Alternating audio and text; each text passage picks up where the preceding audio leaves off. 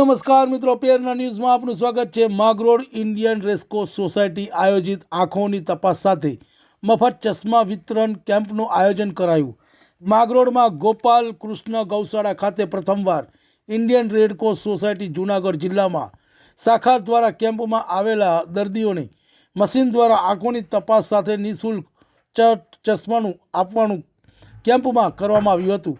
આ કેમ્પ યોજાતા મોટી સંખ્યામાં લોકોએ લાભ લીધો હતો। આ કેમ્પમાં માગરોળના ધારાસભ્ય ભગવાનજીભાઈ કરગઠિયા, ભાજપ આગેવાન વેલજીભાઈ મસાની, શહેર ભાજપ પ્રમુખ લિનેશભાઈ સોમૈયા સહિતના આગેવાનો અને પત્રકારો ઉપસ્થિત રહ્યા હતા।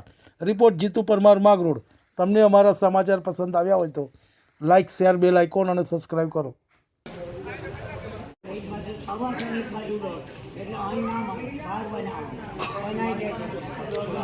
માંગરોળની શ્રી ગોપાલ કૃષ્ણ ગૌશાળામાં ઇન્ડિયન રેડક્રોસ સોસાયટી દ્વારા મફતમાં ચશ્માનું વિતરણ તેમજ આંખોની તપાસનો કેમ્પ રાખેલ અને આ કેમ્પમાં ખૂબ મોટી સંખ્યામાં લોકોએ લાભ લીધેલ અને આ કેમ્પની અંદર 600થી 700 પેશન્ટે એની પોતાની આંખો બતાવી અને ચશ્મા મેળવેલ છે અને આ કાર્યક્રમમાં લગભગ હજી સાંજ સુધીમાં ટોટલ 1000ની આસપાસ સંખ્યા પહોંચશે તેવો મારો અંદાજ છે।